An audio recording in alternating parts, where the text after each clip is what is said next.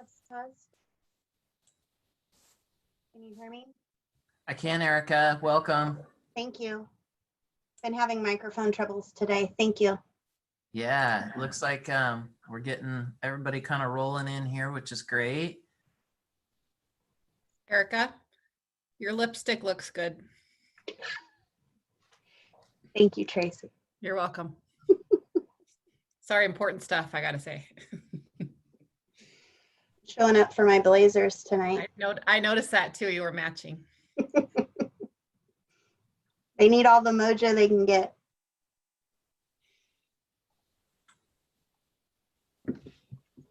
And I believe Doug won't be joining us this evening. He's still on vacation. So, Madam President, you don't have to worry about waiting for Doug until for us to get started. So, Okay. and then I did send just a couple of quick updates to the board. We can cancel the closed meeting today. We don't need that. I don't even remember what the other one was I sent about, but so anyway. Okay.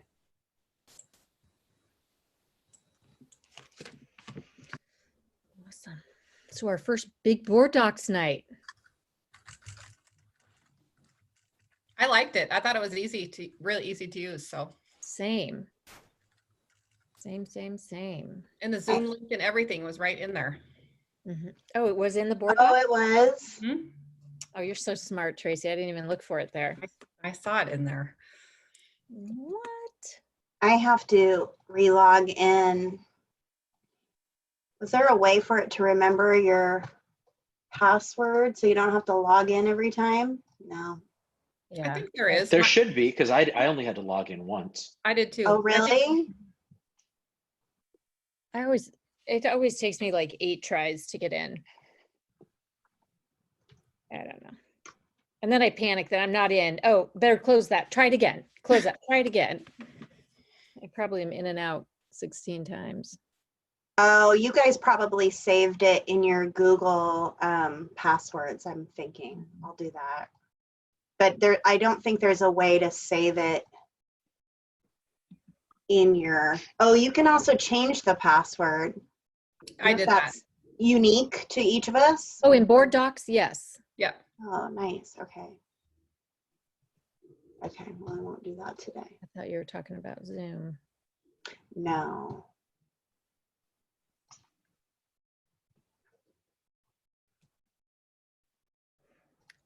How's Emma? She's healthy today. That's good. They tested him like every day. Yeah, one day she got multiple. We can't- are broadcasting live right now, guys. Okay. Oh. Is it time? Almost. Almost. Okay. Let's stop talking about our kids then. I just didn't want you to disclose something that for Yeah. violations of poor anybody. So Hey, Emma, I heard. I know it's hard because we don't get a chance to just check in with each other, right? Like on life, in addition to all your school board responsibilities. So Right?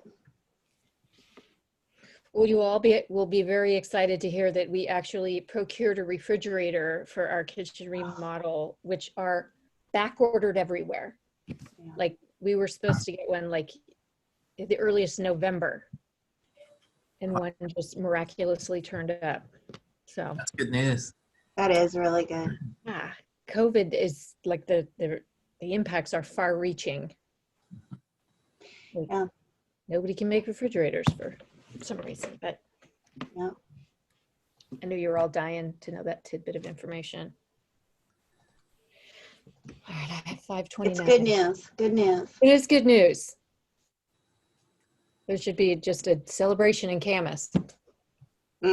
Well, we are broadcasting, so it could end up in the post record. Sure, there you go. Refrigerator procured. Okay, it's 5:30.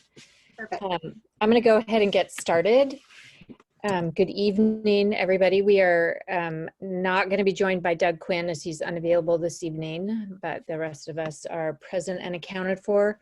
We'll go ahead and start with the Pledge of Allegiance. Jeff, did you have any special directions for Pledge of Allegiance? Well, I did last time. I don't know if any of you volunteer, or I'm happy to start us off like we normally do. I would love for you to start us off. Okay. I pledge allegiance to the flag of the United States of America and to the republic for which it stands, one nation under God, indivisible, with liberty and justice for all.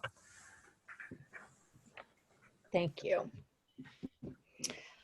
At this point, oddly as it seems, we will recess our regular meeting and go into a public hearing for our budget as we do every August. So I will go ahead and recess the regular meeting and call to order a public hearing for our 2021 budget.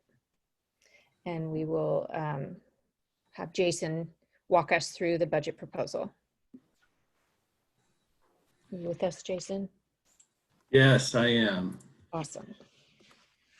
Jeff, can I share my screen, or are you going to put up the presentation? You should be able to now, I think, Jason. All right. Here you are. Okay. Okay. Everyone see that okay? Yes. All right. So, yeah, in accordance with state law, we have prepared our budget for the 2020-21 year. It includes a 4-year projection, and an enrollment projection for 4 years, all under the state requirements. Back in July, we posted our preliminary budget, which was also in accordance with statutes. And so today we're here to talk about or hold a budget hearing and to adopt our budget, which is required that we do so before August 31st every year. And so it's my understanding that, correct me if I'm wrong, Jeff, but we have not received any comments on the budget so far. That's accurate, Jason. So we published, because of this is the first time we've done a public hearing for a budget in a Zoom setting in a pandemic. And so Gail posted the information, gave till 3 p.m. today to either submit email, written comment about the budget, or to tell us who they were to log in so that we could give them speaking rights during the public comment session. And no one responded to that. Okay. So we also published for the past 2 weeks in our newspaper of record, the Camas Post-Record, Camas Washougal Post-Record, a legal notice about tonight's hearing about the budget. So we do that every year. So real quickly, I just want to kind of go over the in summary, the school board approves basically an appropriation of a budget every year. And so you're authorizing the district to spend up to certain thresholds in 5 different funds: the general fund, capital projects fund, debt service, transportation vehicle, and associated student body, or ASB, as most folks know it by. So collectively across all those funds, it's about $148 million. And the general fund is the lion's share of that. That's where our operational monies flow in and out of. Capital projects, as you might expect, is starting to dwindle down now that our bond projects are for the most part complete. We're wrapping up our last one in Garber and the athletic field. So that fund is smaller than in years past. The debt service fund reflects about $20 million in debt service that we pay annually. And the transportation vehicle fund of $1 million, that will allow us to purchase 6 buses, which is on our rotation for making sure that as they get the end of their useful life, that we're replacing them and able to receive state funding for the new buses. So, and the ASB that's a pretty traditional amount for ASB. It's the kids' money. We don't control that, but the school board has an obligation to pass a budget for that fund.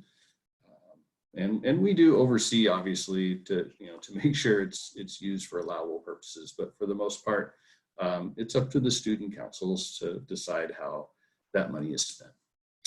I want to spend just a couple of moments talking about general fund to give some highlights. Overall, the revenues we're projecting will go up about 5%.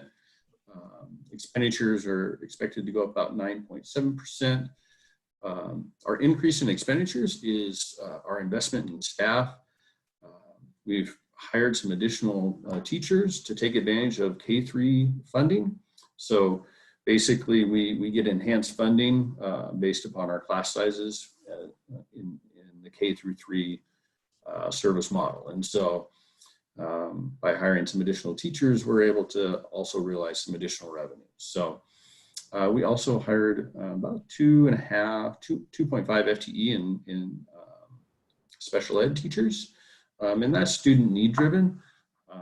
So that's the lion's share of our increases in expenditures. We're not anticipating hiring any additional classified staff, and the non-personnel costs are pretty much flat. So on the revenue side, we had projected enrollment being steady. And then, of course, we're kind of projecting that, or excuse me, we're seeing that come to fruition pretty close. We won't really know until the first week of school, really. But right now, things don't look terribly bad. So I know it's a concern for all districts in the region, just with the uncertainty of these times. So we'll continue to monitor that. Expect regular updates from us throughout the year. So this is a baseline budget that's really reflects our priorities as a district in our students. And it also reflects what would be, quote, a normal year. And even though we know that this isn't a normal year, this will give us kind of a baseline to pivot from.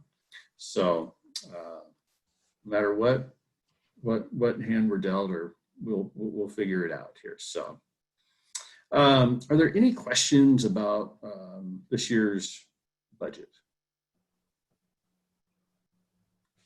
Okay. I have one quick question. Yes. You said this is a budget reflecting a normal year. Are there areas right now that we're predicting that we will likely need to adjust? Yes. So it's a very good question. So we are expecting that in a remote setting, there are certain things that will not happen. Like we will not be selling meals in our cafeterias. And we won't be transporting all of our students. And so those things have impacts on our revenues. So we're not going to see those local sales. We're also going to see potentially our state funding for transportation to be impacted. Because of so many unknowns with how many kids to expect and how long we might be in a remote setting versus a hybrid versus normal school, it really wasn't a reasonable means to reflect that in the budget. So what we will be doing is pivoting throughout the year. And so as we understand the circumstances and what will either push our revenues or expenditures up or down, we'll have to adjust throughout the year. So. Awesome. Thank you. Any other questions, you guys? Okay. I can't see Erica. I see a shake her head. Has she called back in? I can't see everybody, but Yeah. I can see most of you. So, so with that, we do have resolution presented for the board's consideration, and I have that on the screen now. So if you would like me to explain or walk you through this, I'm happy to. It's what's your pleasure. I'm good. I've already read through it, so I'm good. Same here. Same here. Yeah. Okay. So we just need a motion and a vote? Yes, please. Yeah. If you're entertaining a motion, I'll make a motion to approve resolution 20-02, the adoption of the 2020-2021 budget. And I will second that. It's been moved and seconded. We'll do a roll call vote. I'm not sure how this is going to work. Erica has Erica just texted and she approves. Corey, Aye. Tracy, Aye. and I vote aye. So with that, we have approved our budget for the 2021 school year. Thank you, Jason, for all your hard work on this. Thank you. It was a team effort. Awesome. Well, thank you and your team. All right. Now if I can get back to the right screen. And I can go ahead and reshare here, Okay. agenda. So then that officially adjourns our budget hearing. Yeah, We are then going to resume from recess our regular board meeting and start as usual with our Milltown Pride Awards. It looks like we've got a couple today, Jeff. yeah, we do. And I think we have a number of these folks on the line. So I'm excited to share a little about who we're recognizing and why this evening, and pulling up our participant list. And Erica did have to call in with her phone, so there are 2 phone numbers on here. So once we know which one's Erica, we'll promote to presenter, and then she'll be able to comment as well. So Milltown Pride, for those new, this is an award that we give at each board meeting now, really trying to reflect the best who we were in the past and the values that we represented in this community, and who we are currently and who we hope to be in the future. And tonight we're starting, there's been a theme where we're recognizing some individuals, but they are also a part of a larger team. And this first one is around Chromebook deployment. And as you guys know, like starting last March, we rapidly deployed Chromebooks to some of our elementary students who didn't have access. And then this summer, our hope was that we would be returning to on-campus learning, and unfortunately we are not. We're starting in remote learning, and so we needed to cycle back the Chromebooks and collect them, service them, and redistribute them. And it's a big job. And we had drive-through services. I stopped by at Odyssey one day, and the cars were coming through, and these ladies, Deneen, Tracy, and Donna, are just, not only are they great at what they do from a technical standpoint and the skill set that's needed, but they always do it with a smile on their face. And that can be really hard when you're managing a lot of logistics. And you know, not all the time are people always happy about having to work through those logistics. So we thought very deserving of the Milltown Pride, Deneen, Tracy, and Donna. And as I look at the attendees, it looks like Deneen is on here. Deneen, are you there?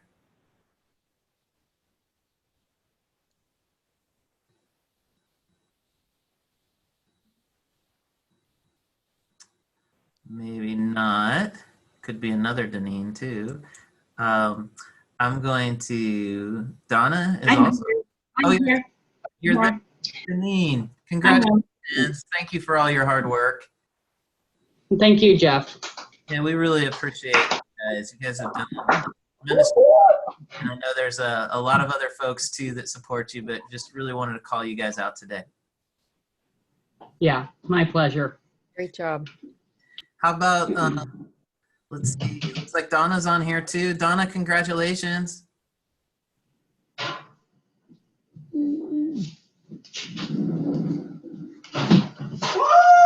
Hello. Hi, Donna. Thank you so much. Congratulations. We really appreciate you. This is weird. Well, it's a weird in a good way, hopefully, because we just want you to know that we appreciate you guys. And our last but not least, Tracy's on this call, I think, too. Tracy, are you there? Hey, Jeff. Hey, Hey, board. Thank Tracy. you. Thank you Thank so you, much. guys. We appreciate you. It's our pleasure. So that is our first Milltown Pride Award. Deneen, Tracy, and Donna representing the tech team. And our next one, sorry, I got so many windows open right now trying to logistically do this. It's kind of a challenge. We actually had our occupational therapists, Sharon, Nick, Laura, and Kristen. And I apologize, Kristen, we didn't have your photo in the Google Drive, so I don't have your image here. But they were featured in Vancouver Family Magazine, just talking about how to support students and with brain breaks and really just try to help them in their learning. So it's a wonderful article. I pulled it up here just as a link. And I think it's really indicative of the work that they do day in and day out with our students. And I've seen it firsthand. They're pretty amazing crew. And I think that Rebecca Von During is on here. Rebecca, is there anything that you would like to add to this recognition of our OT team? Yeah, sure. Can you hear me? Is that okay? Okay, awesome. I just wanted to say, congratulations and thank you. They're such a silent support for our whole school community. I don't know how many people know that there's OTs working with sensory activities and things in all the classrooms. And being itinerant, they don't always get to establish a home base. And so we just thought it was a great opportunity to say thanks for all your hard work and their contribution to, helping kids help regulate themselves through all their days. So congratulations. Thank you, Rebecca. And it looks like we have them on the call again. So I'm going to walk through real quick and see if we can't say hello to them. I'm going to start with Sharon, and then I'll just go through the list so you guys are kind of ready. Sharon, are you with us? I am with us. If you can hear me, thank you so much. Congratulations, Sharon. Thanks for all your work. Oh, it's such a pleasure. Thank you. And Nick, it looks like you're here with us too. I am. Thank you so much. This is really just a very humbling award. We really appreciate it as a team. We work well together, and I think it's just a nice little, I don't know, it just feels really nice to be appreciated. Like, it's a really cool thing to have. And I have the newest paper maker in my arms. He's all of 5 weeks old, so he's going to be, enrolling. I don't even know. I haven't done the math, but gosh, 20, 30 something. That's fantastic. Congratulations, Nick, and to your entire family. That's pretty amazing. Thank you for sharing with us that image. And it looks like Laura's with us as well. Yes, hi. Thank you so much, you guys. It's very unexpected, so thank you. We really appreciate it. Thank you, Laura. And last but not least, Kristen, it looks like you're on here as well. Are you there? Yes, can you hear me? Yeah, congratulations, Kristen. Thank you very much. And it really was unexpected and very humbling, and just want to say thank you. And we have an amazing team. I love each of the therapists that I work with and feel like we each complement each other and work well together. So. Well, I speak on behalf of all the students you serve and the teachers that you support, and an amazing special services team as a whole. We really appreciate you guys, and we're glad that you could dial in with us tonight, and we'll make sure that you guys get the actual award when we see you face to face again. Congratulations. And I think that is all for the Milltown Prides tonight, President Hennessy. Thank you. Congratulations to all. I'm glad everybody was able to be with us tonight. That's great. You can stick around for the whole meeting, or you can bow out. We'll never know the difference. But thank you again. We're going to move next to board communications.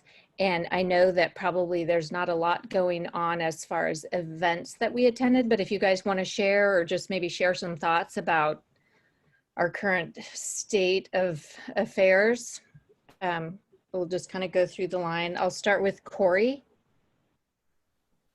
You're going to start with me, huh? Okay. I'm going to start with you. You're at the top of my screen, so you get to go first. No, I mean, in terms of the events that I've attended, obviously there haven't been a lot to do, but I have been able to attend several of the virtual meetings. I was able to attend at least parts of an elementary, a middle, and a high school town hall that the building principals each ran about preparing all of the families. And just, you know, a big thank you to the principals and to everybody, the staff that supported them and everybody that put those building meetings on. I thought the format was great, with somebody else handling the question and answer. That was fantastic. I learned a lot at them. You know, obviously we operate at a pretty high level, so I was able to pick up some new nuggets of information there. And I think it definitely prompted people to really think about other possible questions, and the principals handled it really well. I love the terms that the buildings are using. Instead of synchronous and asynchronous, I love live and on demand. That just, it speaks well to me. One little thing I did just want to point out, Jeff, in one of the meetings, I know I heard a principal say, you know, kind of something to the effect of, someone asked a question and I don't know the answer to that. They said, I don't know the answer to that, but your student's teacher will know when you meet them. And I just want to make sure that we're keeping teachers in the loop on this, so that when they do come up, because I know a lot of teachers are going to be meeting with their parents starting this week, and, you know, some online open houses and that kind of stuff. Just want to make sure that we're looping teachers in on that, so that they're not caught off guard.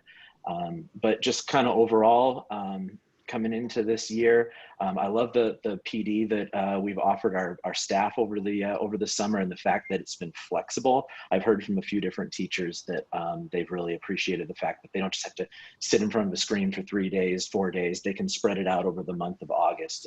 And I know that August always feels like one long Sunday night for teachers. I definitely feel that myself this year. So it's nice to be able to spread that out. And just kind of wrapping up, I know the level of anxiety and excitement is kind of high for everybody. It's always high around the start of the school year, but more so this year. I know we learned a lot, staff learned a lot during remote learning 1.0 back in March. But it's great that we've taken such a proactive approach to preparing the entire summer. But of course, with anything, there's bound to be, hiccups and adjustments we have to make. So just keep asking for everybody involved. Just keep asking for patience and presuming positive intentions. And here's to the start of a great school year. Thanks, Corey. Tracy. You ready for me? That was a great update there, Corey. I would say a lot of the same things. I did watch some of the town halls, which I thought were great. I watched the Liberty one and the Camas High School one, and they made me feel a lot more comfortable about the school year. And I think that a lot of the parents I've talked to have said the same thing, because they all kind of weren't really sure exactly what was happening. And I think those town halls really gave people a little more sense of what the day will look like, because even my own kids have been asking, am I gonna be on a Zoom call for 8 hours a day? And I'm like, no, you're not gonna be. And those town halls really helped show what that schedule is gonna be like. So I appreciated both of those. And I also watched, Derek did one on the Camas Connects Academy. And so I'm not choosing that, but I wanted to watch that to see, so I could understand a little bit more how that worked. And so I was happy with the way that worked too. So kudos to Derek and everybody who did those town halls. I think they worked out really well. And as far as the reopening plan, I'm just confident in our plan, and I appreciate all the work that everybody's done to put into these, and the fact that we're working so closely with Clark County Public Health, and we're kind of all on the same page of what it's going to look like, and working with our neighboring districts. I think that's going to help us. And so I know we all want the kids to go back to school, but we want to go back safely. So I think our plan, I'm confident in the plan and the direction that we're going. And thanks to everybody for all the hard work on that. Great. Thank you, Tracy. Erica, are you with us?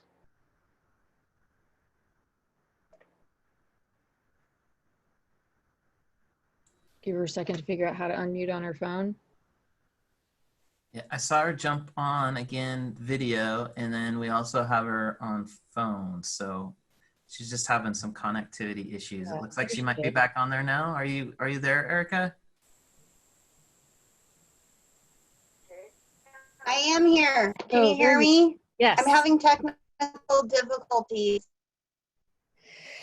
If you are able to, do you want to share any of your board communication, anything that you've done or impressions or what?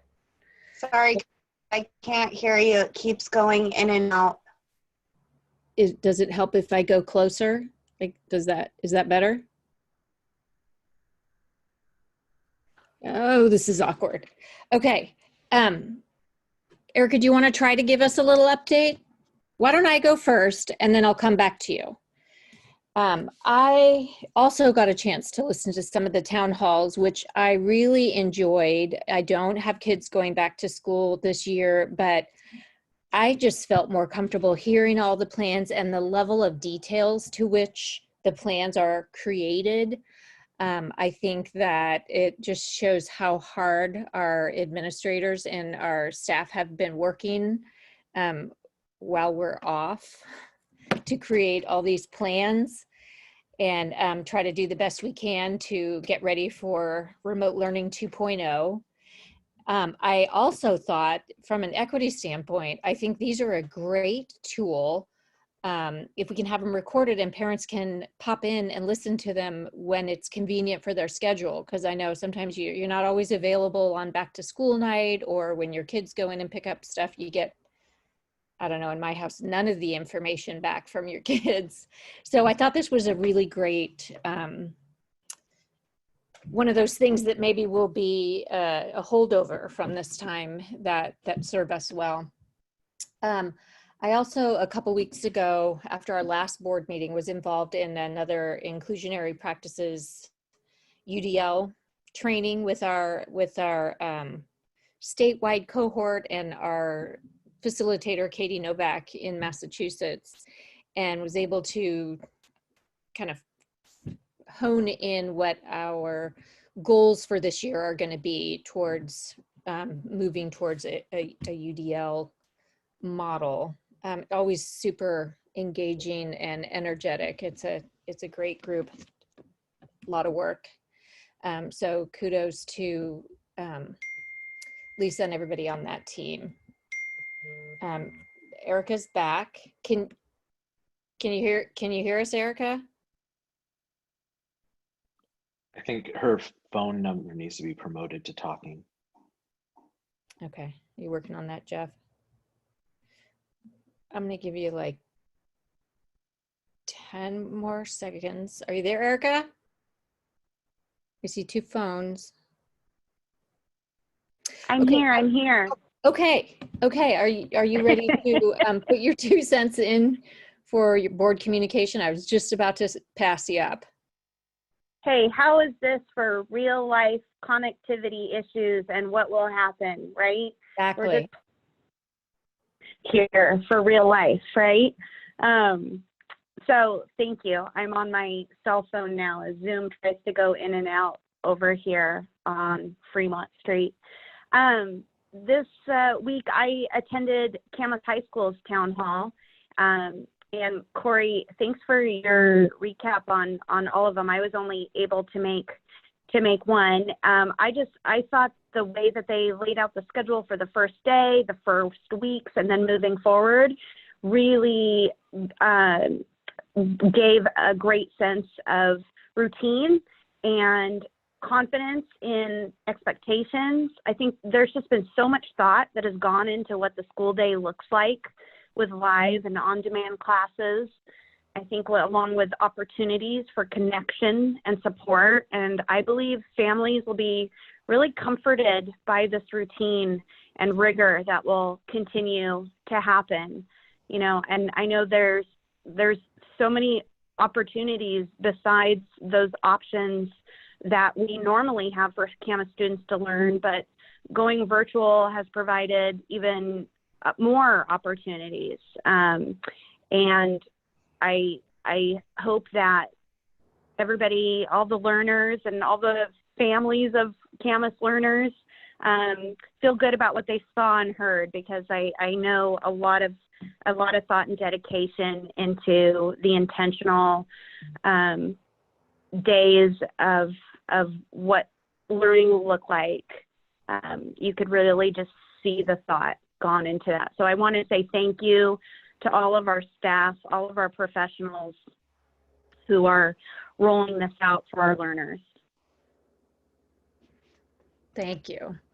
I wanted to just quick add on to, as far as our reopening, we've heard from so many of our patrons and parents and staff members reaching out to us and expressing concerns or excited about the way we're starting, or have you thought of this? And I just want to say we appreciate all the feedback, and we're listening and we hear you.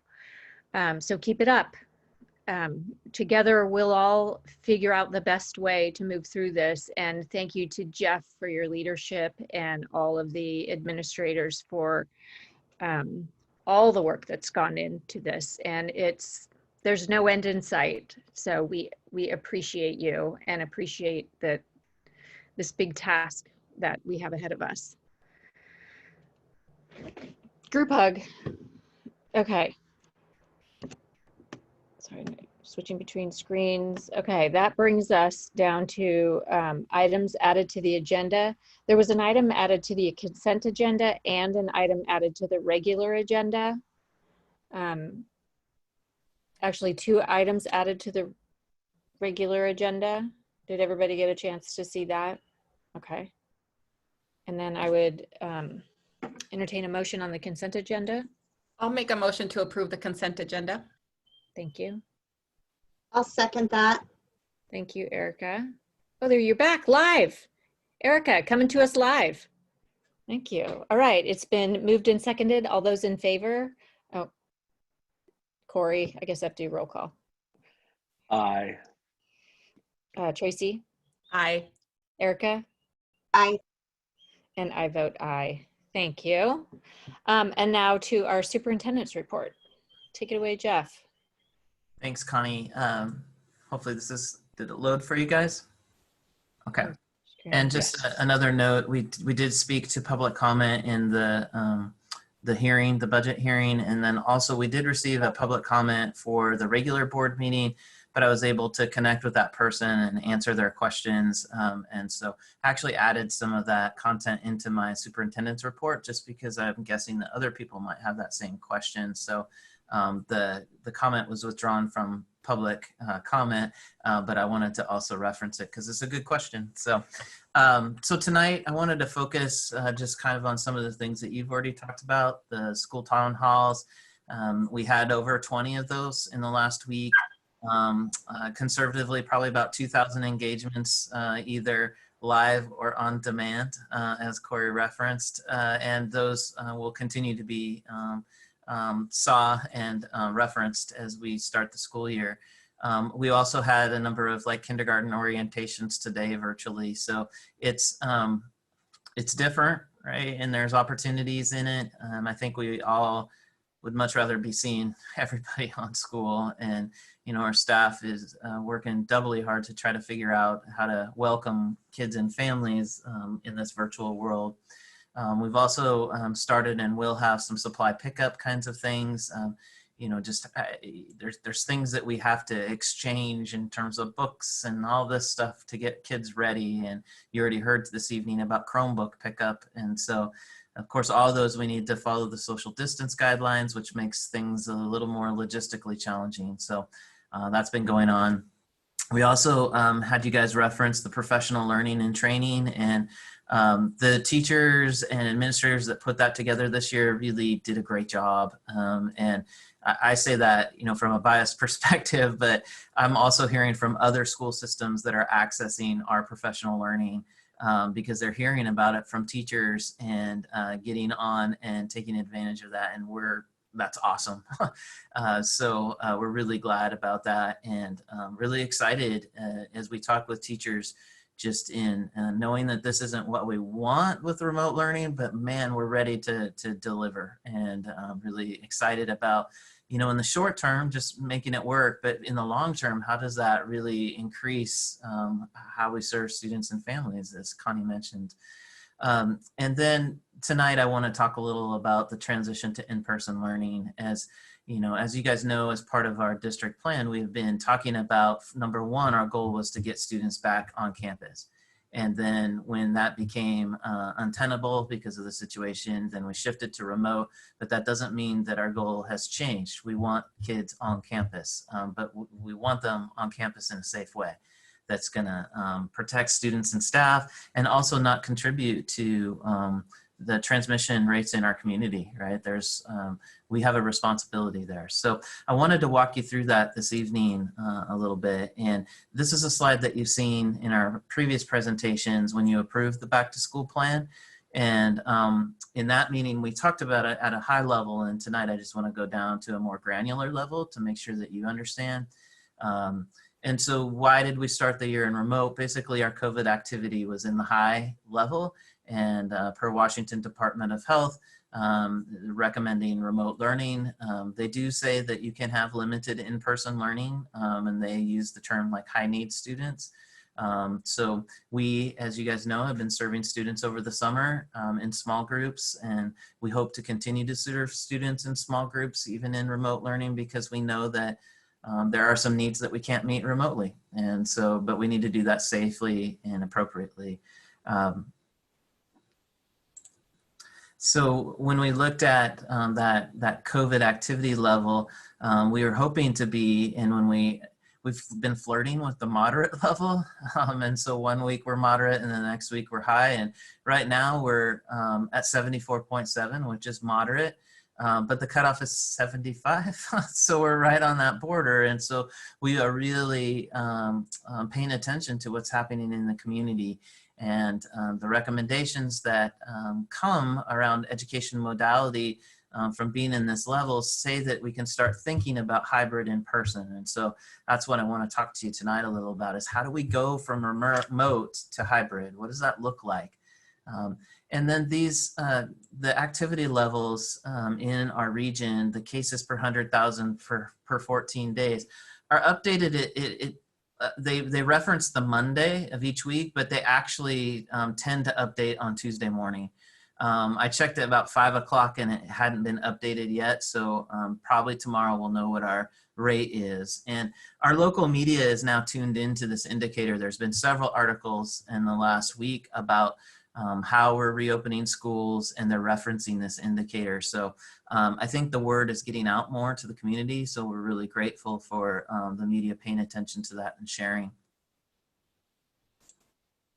So I wanted to, in our conversations with Clark County Public Health, and man, what a job do they have. Like, I just so appreciate that they take the time weekly now to check in with not just me, but the other superintendents.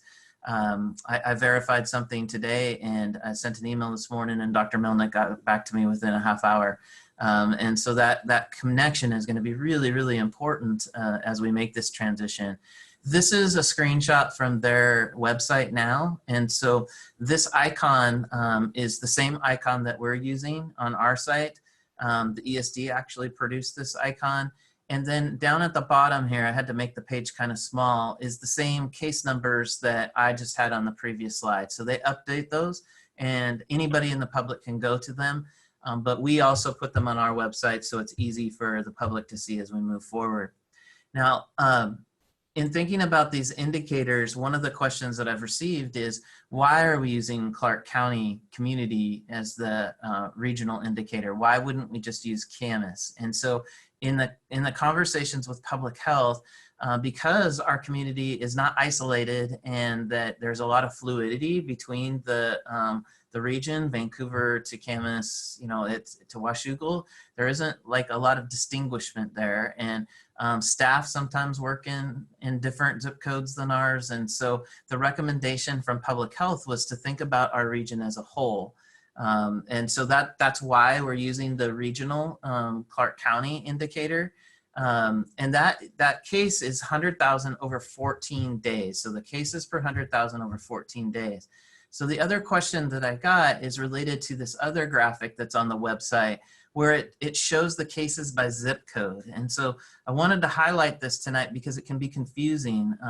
When you look at this rate, everybody is above the actual rate in Clark County right now. How is that the case, right? We're at 74.7, and you look at all these ranges are above. The reason for that is this graphic on the public health is total cumulative cases per 100,000.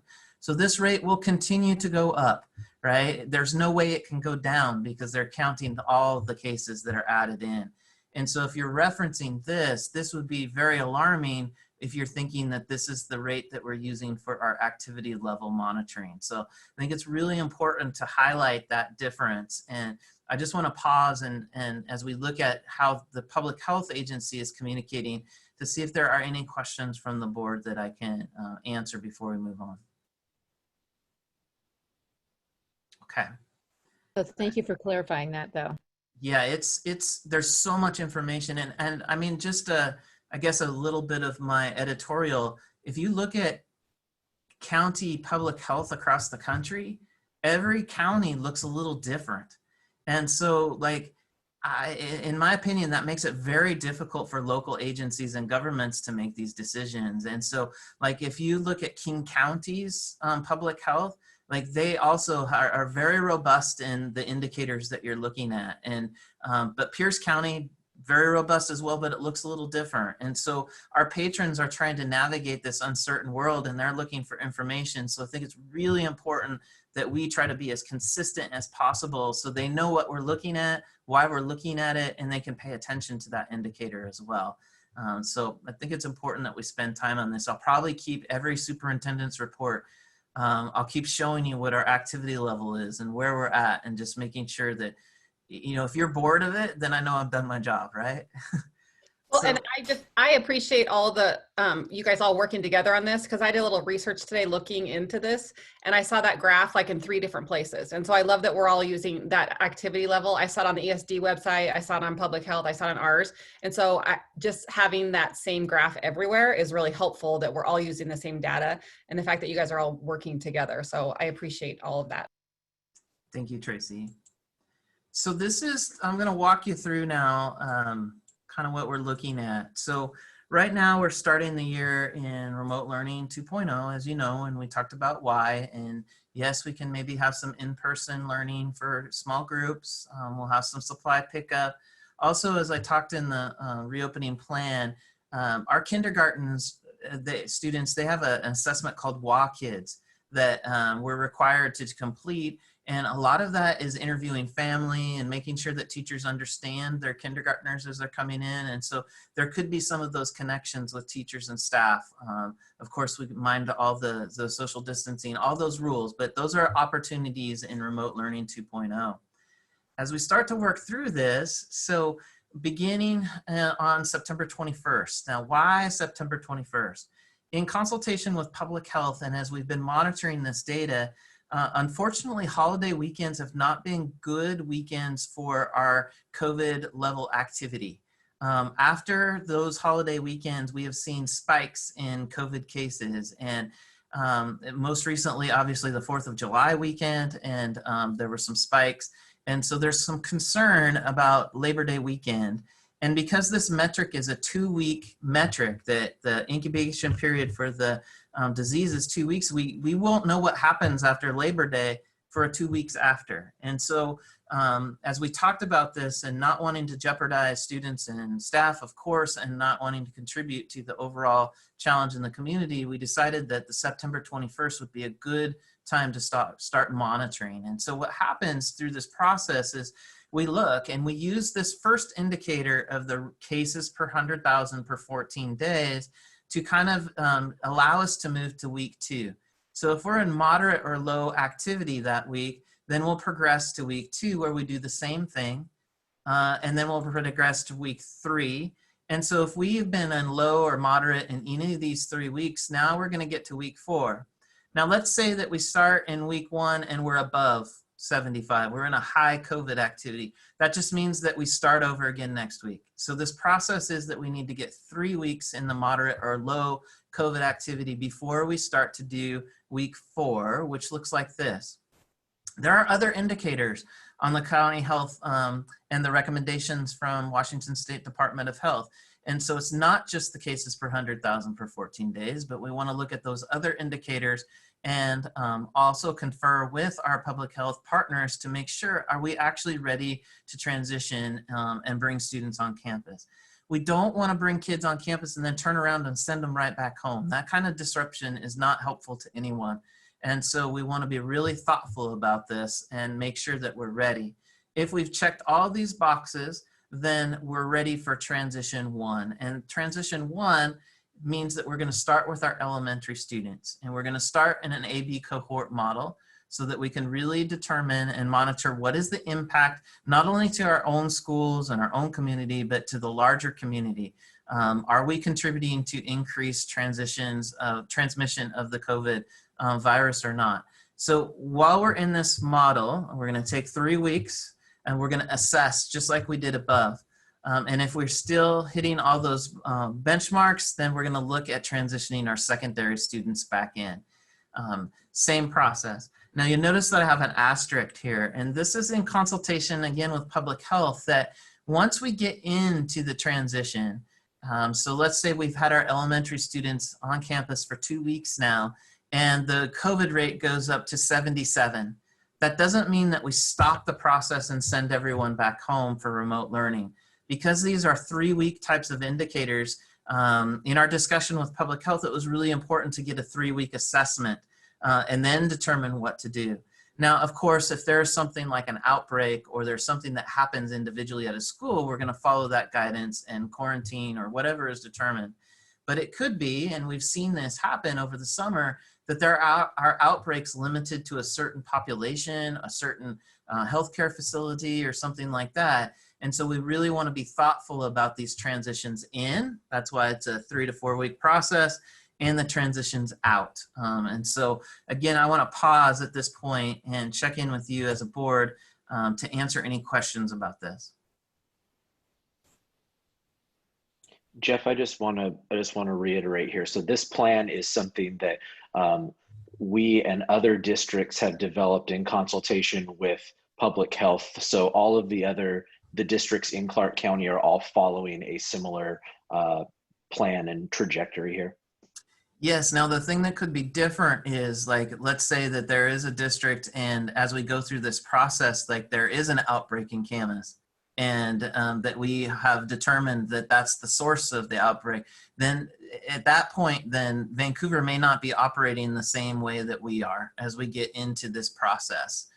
We also have some very small districts like Green Mountain in our region. And so everybody is on board with the same process, but that as we get into it, depending on the statistics, it could look very different as it plays out.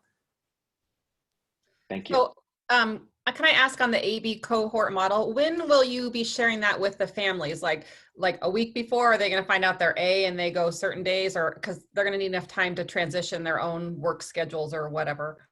Yeah, if we're trending in a positive direction, so first of all, we're going to push this out to the community tomorrow. So all staff have seen this and now presenting to you. And well, I should say all staff, it's been shared with all staff. And then we'll share it with the community tomorrow. So it'll be very public about, September 21st, we're doing our first monitoring. And when we check that box, then we'll start to communicate about cohort A, cohort B, what does this look like, transportation, all those logistics. Also, in the plan that you approved at the last board meeting, there were things about screening, attestation, right? Masks, all these different things that we're going to have to queue people up again, because our communication has been focused on remote learning right now, right? So we've really concentrated the messaging on that. So this does give us a 3-week, 4-week run up to really do that communication. Great, thank you. Okay, the next parts of the slides are actually the document that you've seen. I've been asked a lot about, I guess, how do I say this? There is a lot of research out there, right? And trying to navigate what are we using to help us make decisions is a skill that we're trying to teach our students all the time, right? Like, check your sources, make sure that you're finding different points and perspectives on this and really being thorough in this. And so this is my attempt at modeling what I hope that all of our students will do about issues, right? So this is grounded in the CDC, the American Pediatric Association, the Washington Department of Health, And I went through all of that information and tried to take those conversations that we're having and with public health and as a region and at the state level and really tie the references to this so that a staff member, a board member, a community member can go as deep as they want into this. And so I don't present these slides for us to read through all these, but this is what we'll share with the community. And I think it's important for the community to understand that these decisions that we are making are not in isolation. I think to your point earlier, as a board, that you're glad that we're working as a region, that you're glad that we're engaging with people whose job it is to determine health and how do we handle a pandemic. And so I just present that in this format for you as a board and for our community to see. The other thing that I think was really interesting to me is spending some time on countries that have reopened. And so there are a lot of articles out there. I just read another one this morning on Germany and how they're handling it. But it was interesting that most of the countries, and I just drew out 4 kind of large themes that the research was sharing, that community transmission rate is really, really important when schools open. And so most of the countries that have reopened have lower rates of community transmission than we currently do in our state, in our country. And so that's an important thing to think about. So our community can help us by getting those transmission rates down. And because those transmissions rates are lower, there's not a lot of evidence out there of what happens when you try to open schools at a high transmission rate level. And so there's a gap in the research there. There does seem to be, and we've seen with the severe cases of COVID with the end in death, that those are impacting our community at the ages of older folks with pre-existing conditions. And so at this point, it seems like the severity of COVID's impact on children seems less, but although we've also seen the horrible stories of children who have died from COVID. And so that's another theme in the research. And then the 4th thing is just reassuring when we look at the guidance that our state has provided, it really aligns with what other schools that are opening are recommending as well. So there's some just kind of like, okay, it seems like we're on the right track with some of this. I'll pause again here. So I think I've already spoke to this. This is about those case rates, and I just articulated again what I tried to share with you in the decision-making tree. And then as we proceed through this, the references of people who want to go down and actually read the research report, they're all linked in here for people to dive in as much as they want. And I think that is my superintendent's report tonight. So I'll pause again, and it's a lot of information. Happy to answer any questions about that.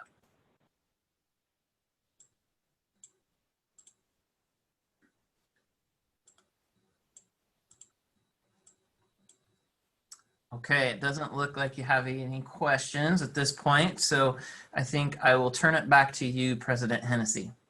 Thank you. And thank you for that, all that information. I think we all need to dive in and digest some more, but thank you for that great summary.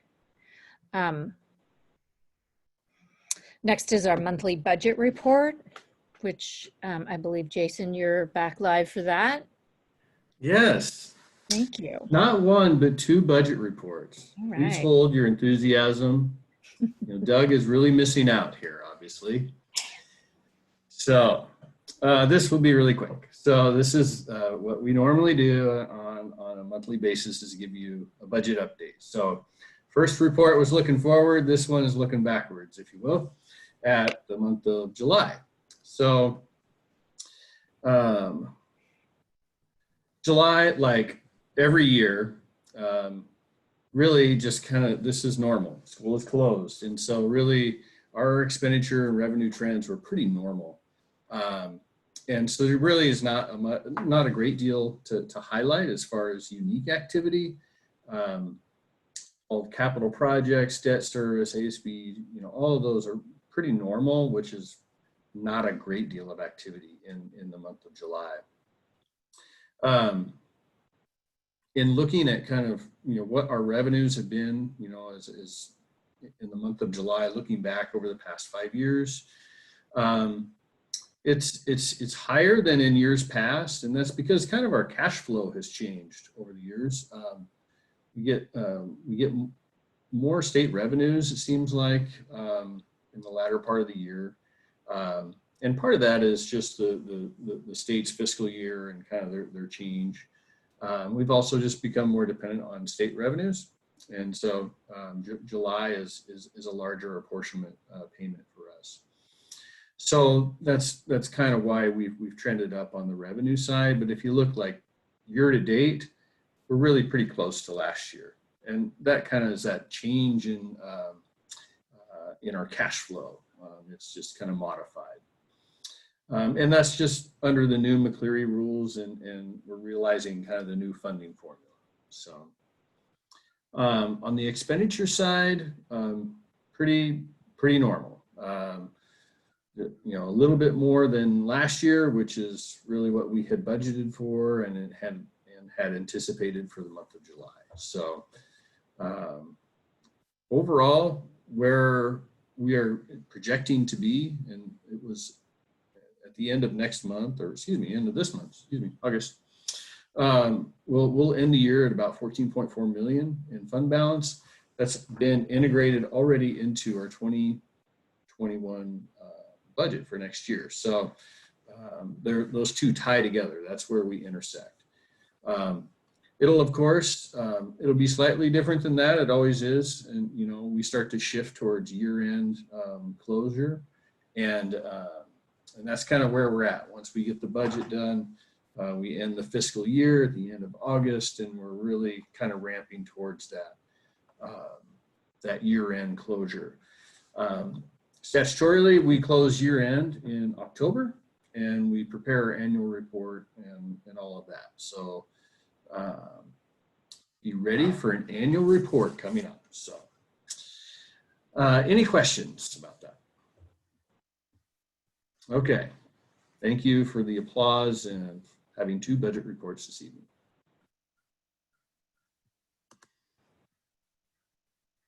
Thank you, Jason.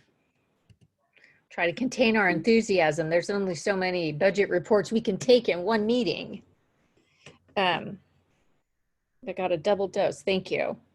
Our next agenda item is in our open and effective communication. We have a KOP, collective bargaining agreement for 2020. And then also a CEA collective bargaining agreement for 2020. So Jason, are you or Marilyn gonna? So this is, we've been in negotiations. We've been in negotiations with KOP and CEA. And so we are presenting the collective bargaining agreement for your approval tonight of both KOP and CEA. And these are not, it's kind of a little confusing right now because we've also been working on the memos of understanding given the remote learning and hybrid and all the change in work conditions kinds of things. Those are separate. So this is about a 3-year contract that we've been negotiating with both of those entities. Thank you. And thank you to Jason and Marilyn and Shelley and the KOP rep, who I can't remember who that is right now, and the teams for all their hard work in the spring and throughout the summer to get these agreements in place. So the new KOP president is Tanya Stanbrook. Tanya Stanbrook, great. Thank you. Anybody feel free if they have any comments. Otherwise, I'll entertain a motion. I'll make a motion. Oh, go ahead, Tracy. Please, I insist. I will make a motion to approve the KOP collective bargaining agreement for 2020. And I'll second.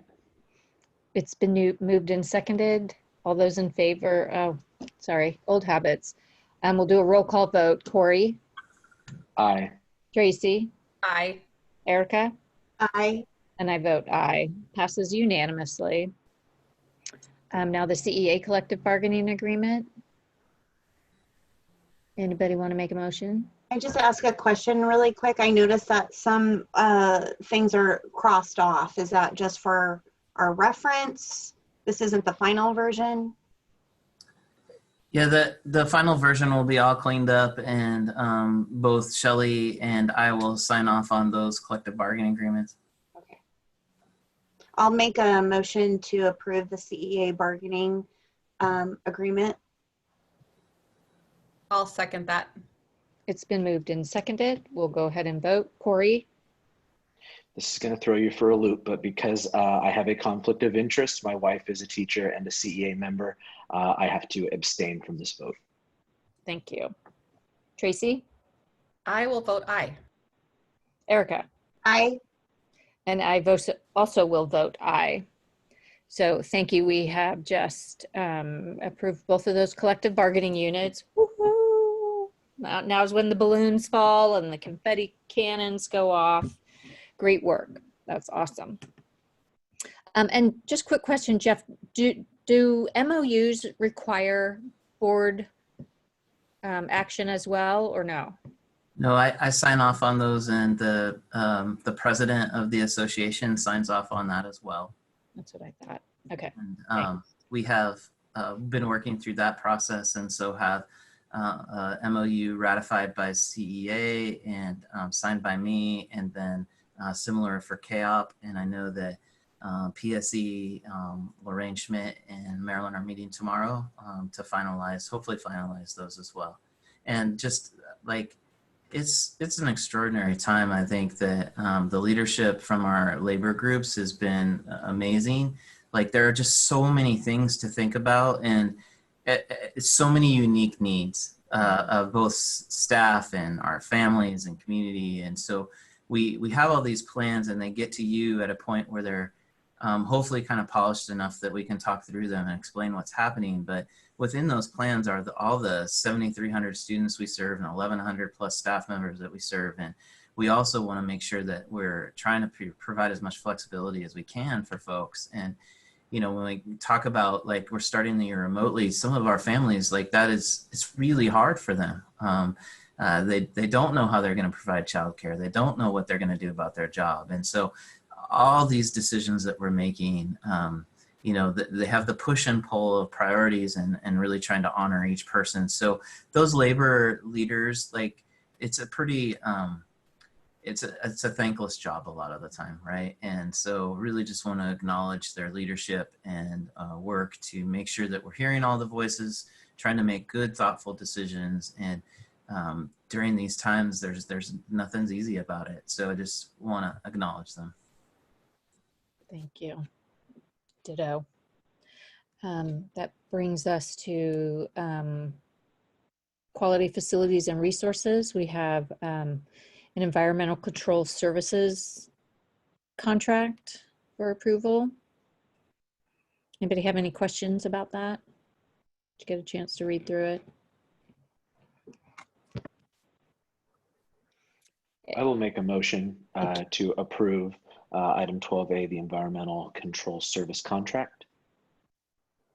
I will second that. It's been moved and seconded. Any discussion? All right, we'll go ahead with the roll call vote. Corey? Aye. Tracy? Aye. Erica? Aye. And I vote aye as well, so that passes unanimously. Item B, CTE purchase of computer equipment. This is the CTE purchase of 60 new desktop computers. Anybody have any questions or discussions about that item? No, but I just want to say Sherman always amazes me that he comes up with these great plans for ways to kids to have access to all of these specific expensive programs. So I appreciate his hard work and thoughtfulness into this. So I will make a motion to approve the CTE purchase of the computer equipment. I'll second that. It's been moved and seconded. And I would also say that Sherman usually saves us money in the process to boot. So I'll do a roll call vote. Corey? Aye. Tracy? Aye.